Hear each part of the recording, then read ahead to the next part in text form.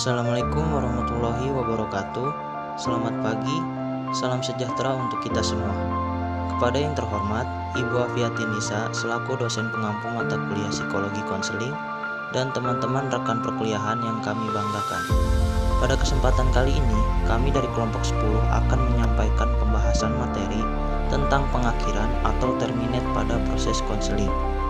Materi ini akan dibawakan oleh kami kelompok 10 yang beranggotakan 1. Az-Zahratun Nisa, 2. Nabila Novianti Ramadhani, 3. Dia Amalia, 4. Saya sendiri yaitu Dimas Mahardika, dan yang terakhir Michael Rinaldi Gawi.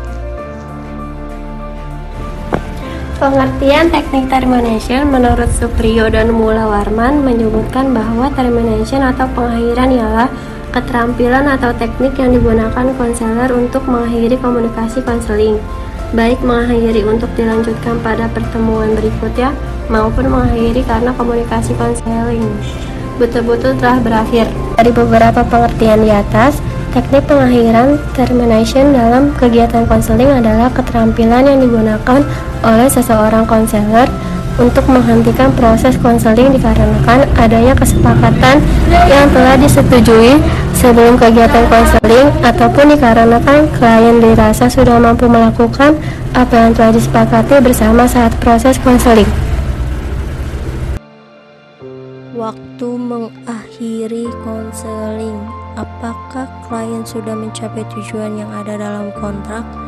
Dalam aspek kognitif, efektif, dan perilaku, jika sudah dapat diakhiri, apakah klien dapat secara konkret menunjukkan kemajuan yang sudah mereka inginkan? Dalam situasi ini, kemajuan yang spesifik dapat menjadi dasar pengambilan keputusan untuk mengakhiri proses. Apakah proses konseling yang berjalan dapat membantu klien? Jika tidak, konselor atau klien merasa bahwa proses konseling tidak membantu mereka, sebaiknya diakhiri. Apakah proses konseling yang berjalan dapat membantu klien? Misalnya, konselor atau klien pindah tempat tinggal atau sakit yang cukup lama, maka sebaiknya diakhiri saja prosesnya. Bentuk teknik termination. Menurut Lutfi Fauzan, Nur Hidayah, dan Muhammad Ramli menyebutkan bentuk-bentuk teknik termination yaitu 1. Pengakhiran langsung atau verbal, menunjuk pada verbalisasi konselor, tersurat atau gemblang, dengan menyebutkan akan diakhiri pertemuan konseling dalam bentuk kalimat singkat, cukup tegas dan mengandalkan kaidah bahasa pragmatik.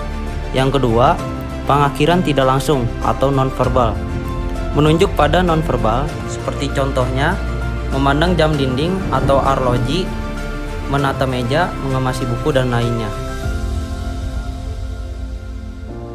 Cara teknik termination. 1. Merujuk pada keterbatasan waktu yang telah disepakati bersama. 2. Meringkas atau merangkum. Teknik meringkas isi konseling dapat digunakan jika konselor menginginkan ringkasan faktor-faktor penting yang telah dibicarakan selama proses konseling. 3. Merujuk pada waktu yang akan datang. Merujuk pada waktu yang akan datang dilakukan jika waktu konseling tidak cukup. 4. Berdiri. Berdiri merupakan persyaratan teknik persuasif untuk mengakhiri konseling. Maka konselor dapat berdiri yang mengisyaratkan bahwa konseling telah berakhir. 5. Gerak isyarat halus. Gerak isyarat halus ini bisa dilakukan dengan melihat jam tangan atau jam dinding.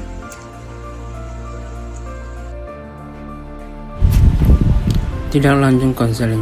Menurut Taufik dan Heini Karneli 2012, tidak lanjut konseling hendak didasarkan dari hasil penilaian penyelenggaraan. Konseling hasil penilaian adalah kemungkinan berkenan dengan 4 hal. 1. Konseling telah dapat berjalan dengan baik dan telah menghasilkan keputusan yang sesuai dengan masalah yang di dalam klien. Yang kedua, akhir pembicaraan konseling diketahui bahwa masalah yang dialami klien bukan bidang keahlian konselor. Yang ketiga, masalah klien adalah bukan wewenang konselor yang seperti masalah pidana. Yang keempat, apabila klien enggan untuk melaksanakan keputusan konseling tanpa batas waktu yang jelas. Terima kasih.